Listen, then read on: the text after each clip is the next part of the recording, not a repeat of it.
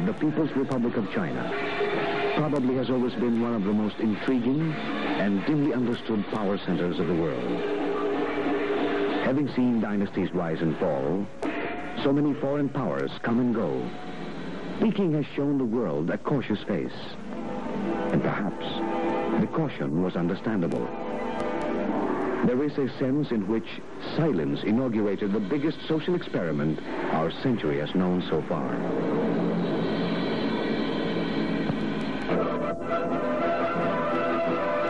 "25 years ago, on October 1st, Mao Zedong proclaimed the birth of the People's Republic of China from Peking's Gate of Heavenly Peace. Today, he said, the people of China stood up. But history is perhaps never more obscure and more elusive than when it is being made. And for more than 2 decades, the world turned its back on the reality represented by Mao's declaration. The reality of 800 million human beings involved in the creation of a radically new culture. Mao's China has since taken its rightful place in the United Nations and is as much a mecca now for statesmen and politicians as Washington and Moscow. But the People's Republic extends its welcomes selectively, often not purely in recognition of official ties, but as a result as well of the premium it places on the individual guest. Thus it was perhaps with the First Lady of the Philippines, Imelda Marcos, when she arrived on the 20th of September for a goodwill visit, the special representative of a neighbor who still has to extend this formal recognition to its host. Waiving their normal procedure, the Chinese allowed Philippine Airlines to fly the First Lady and her party direct from Manila to Peking. The privilege was but the foretaste of many extraordinary honors and courtesies which the Chinese were to extend to their Asian guests. Almost as though the occasion were not a first meeting, but a reunion.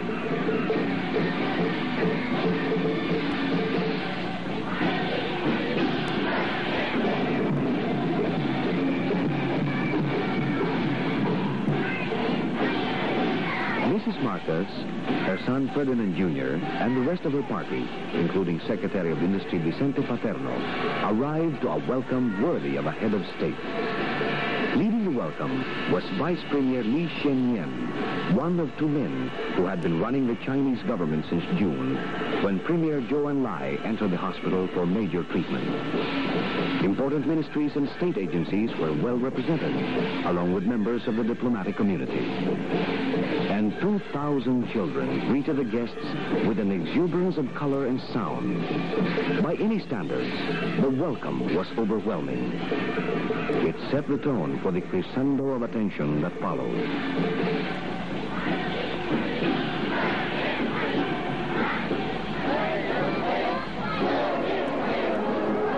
For within 3 hours of her arrival, Mrs. Marcos was face-to-face with Premier Zhou, to whom she owed the invitation. She was the first visitor to see him in more than 2 months, and that by itself was news.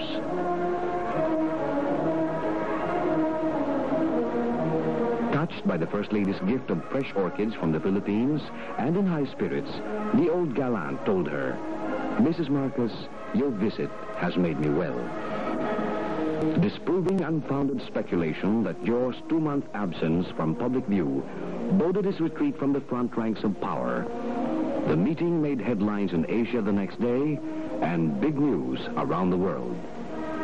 For more than an hour, the Premier and the First Lady discussed the substantive issues of developing relations between the Philippines and China and laid the groundwork for subsequent discussions during the visit.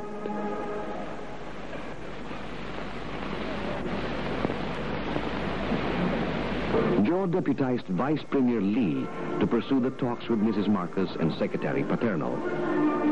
This early, Premier Zhou had indeed sealed the success of the visit.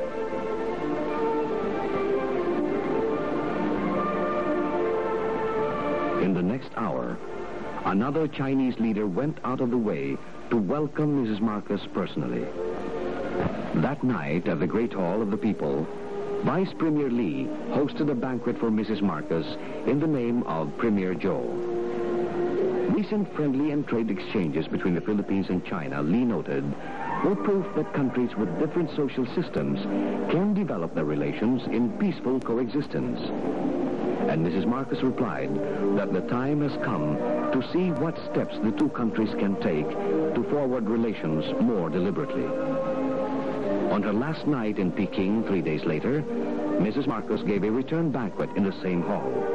And then, with Vice Premier Lee, witnessed an exchange of notes between Secretary Paterno and the Chinese Minister for External Trade on the terms of a preliminary trade agreement between China and the Philippines. China would sell the Philippines a continuous supply of oil and buy increased quantities of the major Philippine exports. It was the first concrete result, and a very substantial one, of this goodwill visit by the First Lady.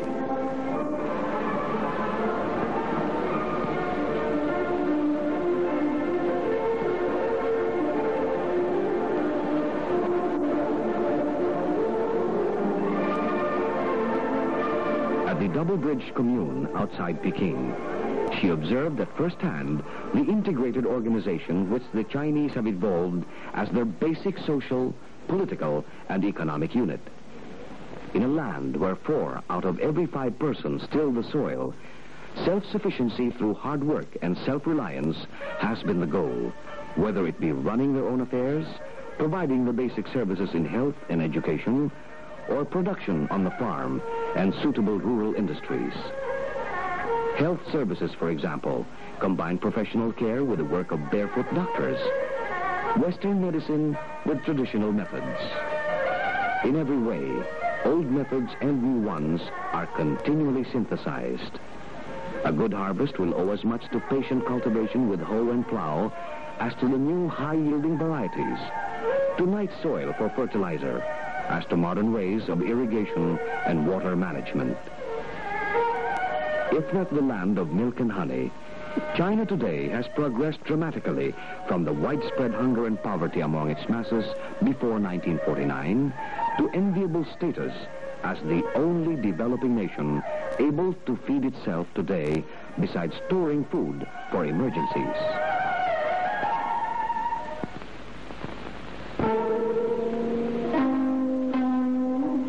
The Chinese people are not allowed to forget at what cost they have achieved their self-sufficient, egalitarian society. They live within sight and touch of their long imperial past in well-preserved reminders that have become public parks. Inside Peking's Forbidden City, the visitor is made aware of the isolated grandeur in which the emperors lived on the toil of millions who never rose from the oppression of poverty during the centuries of feudalism. 200 years before Christ, a prince of the Eastern Han was buried in a jade suit sewn with gold, and so was his wife. Such priceless archaeological finds and countless others on display around China also serve to identify the Chinese of today with the splendid culture created by their forebears in the world's oldest continuing civilization, and provide rich evidence of old China's intercourse with the rest of the world.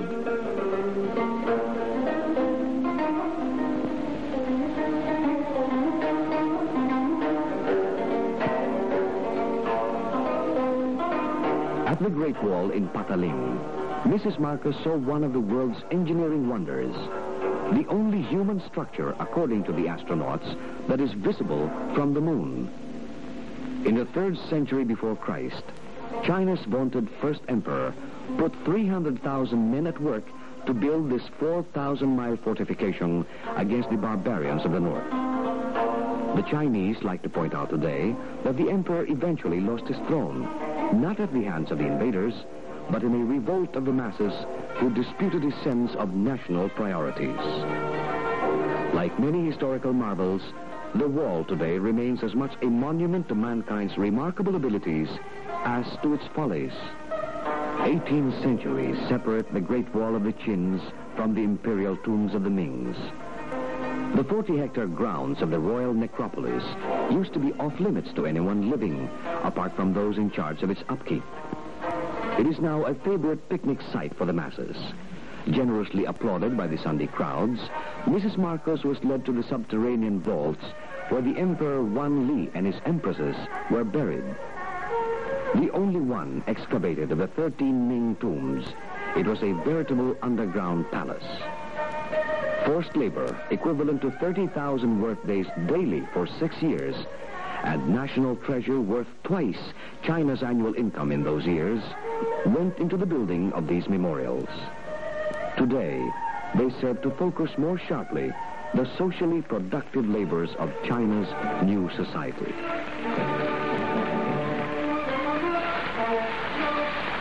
The dead splendors of the past make a dramatic foil for the vitality of the present. At the instance of Madame Mao and the cultural group under the State Council, Mrs. Marcos was shown the best examples of the new cultural forms in which art is made to serve the national purpose. The revolutionary message is inescapable, but made vastly entertaining in such grand spectacles of total theater as the ballet Red Detachment of Women. In its blend of classical ballet, Western music, and certain stylized conventions of the Chinese theater, it demonstrates the party line of making the West serve the East, and the old serve the new.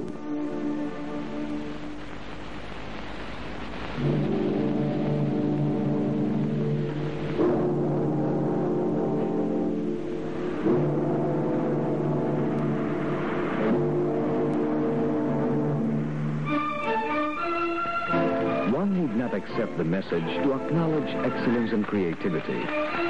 No one clapped harder than the First Lady at the end of the 6-act ballet. She led the way on stage to greet the cast, members of the China Dance Drama Troupe, and presented them with flowers she had brought from the Philippines.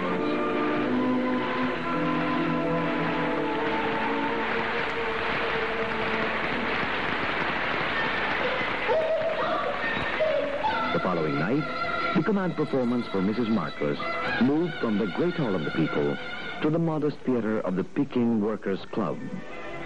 Her host, the mayor of Peking, also serves as head of the cultural group under the State Council.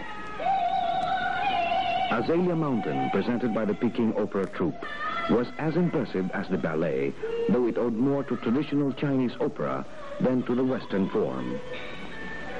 Before she left Peking, Mrs. Marcos was to be honored at her third command performance, a grand concert by China's leading artists, gathered together by Madame Mao to meet her distinguished guest, a patron of the arts and an artist herself. At every meeting with artists, Mrs. Marcos invited them to come to the Philippines and share your art with my countrymen. And at their request thereafter, she would sing for them, however often she felt, to show her appreciation.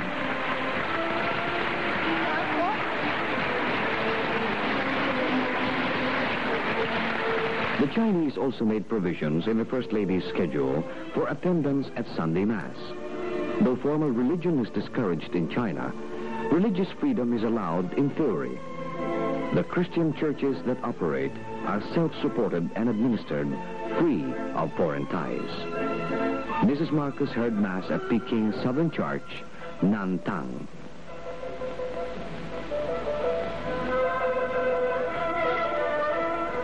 Before Mrs. Marcos left Peking, an attentive Madame Mao had half prevailed on her to extend her 8-day visit by 5 days as her personal guest. At Madame Mao's suggestion, the First Lady added the port city of Tientsin, China's third largest, to her itinerary. Accompanied by Vice Foreign Minister Han Yen-lung, who was her official escort for the rest of the visit, Mrs. Marcos arrived by train from Peking to an official welcome that didn't prepare her for the amazing proportions of the popular welcome that greeted her motorcade to the state guest house. At least 1 million of Tientsin's 6 million residents turned up along city streets to give Mrs. Marcos what she described later as one of the most memorable highlights of her life. Made famous centuries ago by Marco Polo, Paradise on Earth for the dynastic Chinese gave Mrs. Marcos pause on the 6th day of her China visit. She spent a quiet afternoon in her guest suite overlooking the tranquil beauty of West Lake, after another tumultuous welcome beyond her best expectations. For Hangzhou, after all, is not unused to important guests. Here she reflected that if, as Madame Mao suggested, she stayed on till October 2nd, she would be in Peking again on October 1st, the silver jubilee of the People's Republic. It was an honor, but at the same time, she explained in a letter to Madame Mao from Hangzhou, she did not wish to overburden her hosts on their most important holiday. In the evening, the First Lady met the leading officials of Zhejiang, Premier Zhou's home province, and of Hangzhou, which is the provincial capital. It would be difficult to leave Hangzhou, she told them, but she had to fly on to Yan'an, the penultimate city on her itinerary.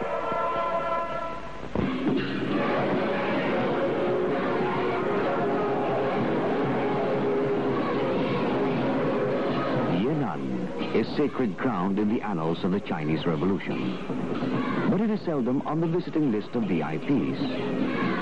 From the beginning, Mrs. Marcus had asked specially that Yan'an be on her schedule. "I come like a pilgrim," she told the Yan'anese, "to lay tribute at this shrine to human fortitude and strength." The little mountain town emptied itself into the streets to give this pilgrim its own moving tribute of welcome. 39 years ago, the ragged survivors of the Long March, a year's trek over 6,000 miles of China's most hostile terrain, arrived in Yan'an to make a new start, having fled the pursuing armies of Chiang Kai-shek. From 1935 to 1949, Mao Zedong and his comrades ruled their fledgling Chinese-Soviet government from here and pursued the revolution against the Japanese and against the Kuomintang to final victory. In those years, the Red Chinese leaders lived and worked in the simple, cave-like dwellings of northwest China. The houses occupied by Chairman Mao, whose undisputed leadership of the Chinese communists dates back to the Yan'an days, are the most visited shrines today. In this house, he wrote many of the speeches and articles that still sound the keynotes of the new China. In Yan'an, he and his comrades lived his admonition, serve the people. And today, no one coming to Yan'an can escape feeling awe that its arid, humble surroundings nurtured the revolution that transformed a quarter of mankind. Her visit to Yan'an, Mrs. Marcus said, would sharpen her perspective and insights when she began to interpret the new China to her people.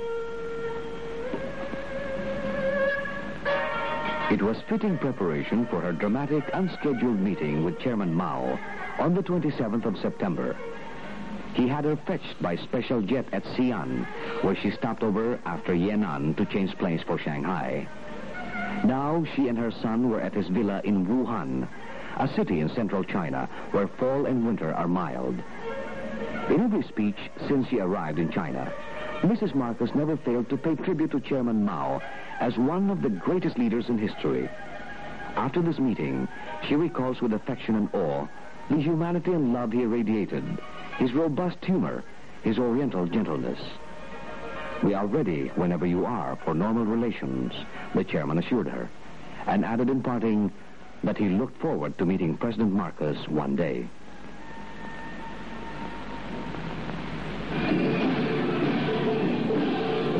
Arriving in Shanghai 4 hours behind schedule because of that historic detour to Wuhan, the First Lady was greeted with more than the usual fervor. News of the unexpected meeting with Chairman Mao had preceded her, and Shanghai's lavish welcome outdid itself. A fitting introduction to a city that is now the world's most populous and the last stop on this visit. Shanghai retains the famous waterfront skyline built up in decades of domination by the Western powers, who made it the Sin City of the Orient. Still the chief harbor for China's world trade, Shanghai funnels off the products of industry and agriculture from its rich hinterland, the Yangtze Valley. The sophistication that marked cosmopolitan pre-war Shanghai lingers today among its people, noticeably freer and more relaxed in manner and dress than elsewhere in China. Yet the city gave birth in 1921 to the Communist Party of China. And in the Cultural Revolution of the mid-1960s, it stood by Chairman Mao steadfastly.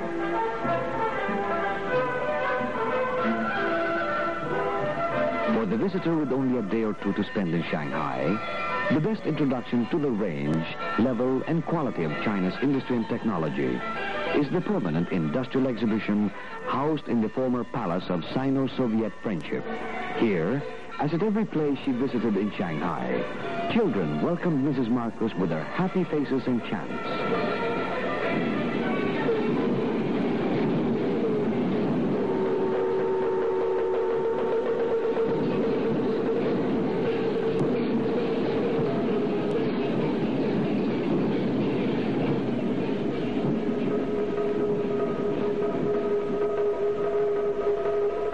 The First Lady was suitably impressed by the great variety of exhibits, which ranged from the most exquisite handicraft to automated monsters of industry.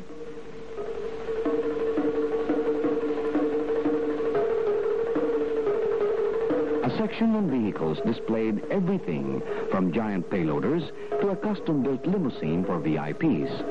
All very interesting and instructive. But goods and machines, unlike people, don't react.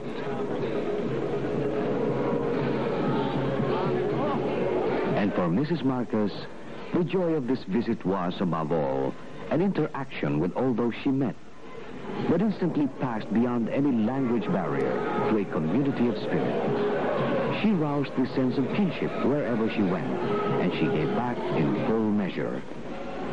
At this industrial workers' housing estate in Shanghai, it was as if everyone took a holiday to greet her on the day she visited. She felt equally at home with the old pensioners of the village, who have much to thank their new society for. As with the nursery children, she almost couldn't bear to leave. She spent time with the women who use their idle hours to augment family income in the estate's own workshops, where they assemble factory products from precision machines to toys.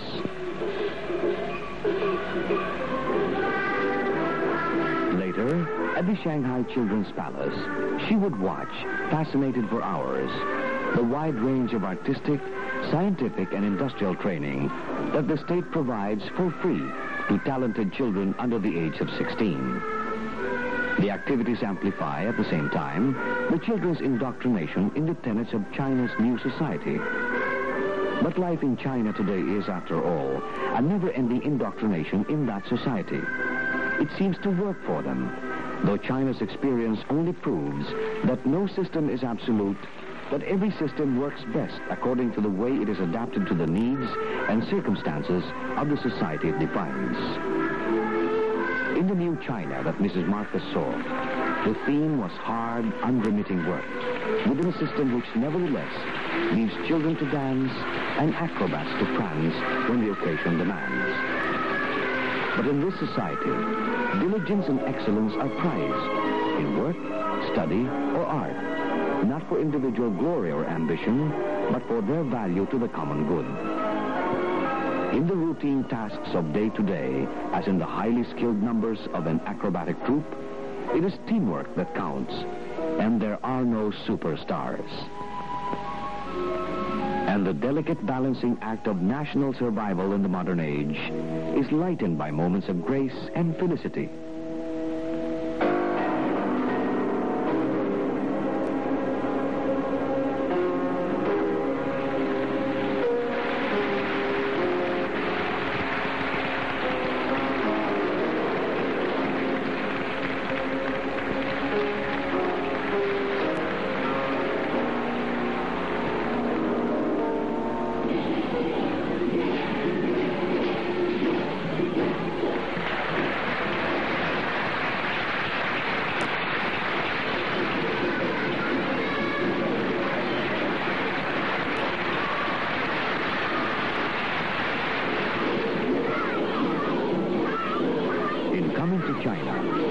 Mrs. Marcus sought to dispel once and for all the clouds and mists of the Cold War that had obscured for more than 2 decades the centuries-old kinship between China and the Philippines. A quarter of a century is just about the length of time it takes a new generation to learn and adopt the habits of the culture into which it is born. In the case of China, which has had to adopt an altogether different social and political system, the gap in time made for an exuberance akin to that which is felt in the presence of something new. In the case of the Philippines, the newer society between the two, the 10-day encounter was perhaps occasion for a more poignant emotion and a reflectiveness that seeks to cope as much with the past as with the future. Equally for both, however, the First Lady's goodwill visit functioned as a kind of axis in time, henceforth the reference point for all the directions which the relationship between the two countries will take.